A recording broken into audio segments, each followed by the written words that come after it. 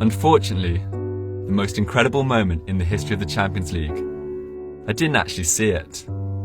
Maybe this is a good metaphor for the life of a football manager, I don't know. But I completely missed Trent Alexander-Arnold's moment of pure genius. I saw the ball go out for a corner, I saw Trent walking over to take it, I saw Shaqiri following him, but then I turned my back because we were preparing to make a substitution. I was talking to my assistant, and you know, I have goosebumps every time I think about it. I just heard the noise. I turned to the pitch and I saw the ball flying into the goal.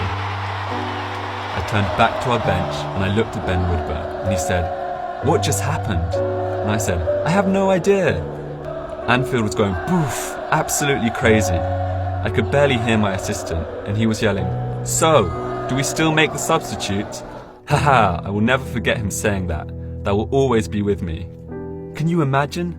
18 years as a manager, millions of hours watching this game, and I missed the cheekiest thing that has ever happened on a football pitch. Since that night, I've probably watched the video of Divuk's goal 500,000 times, but in person, I only saw the ball hit the net.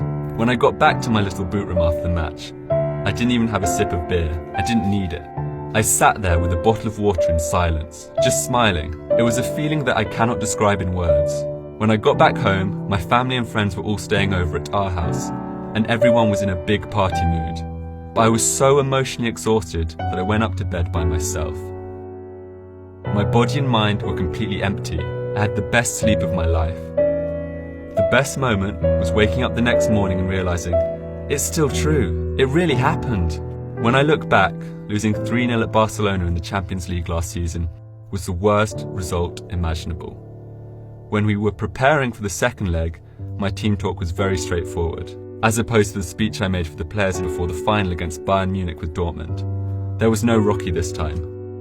Mostly I talked about tactics, but I also told them the truth. I said, we have to play without two of the best strikers in the world. The world outside is saying it is not possible. And let's be honest, it's probably impossible. But because it's you, we have a chance. I really believed that. It wasn't about their technical ability as footballers. It was about who they were as human beings and everything they had overcome in life. The only thing that I added was, if we fail, then let's fail in the most beautiful way. Of course, it's easy for me to say those words.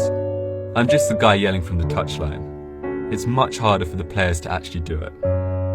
But because of those boys, and because of the 54,000 people at Anfield, we did the impossible.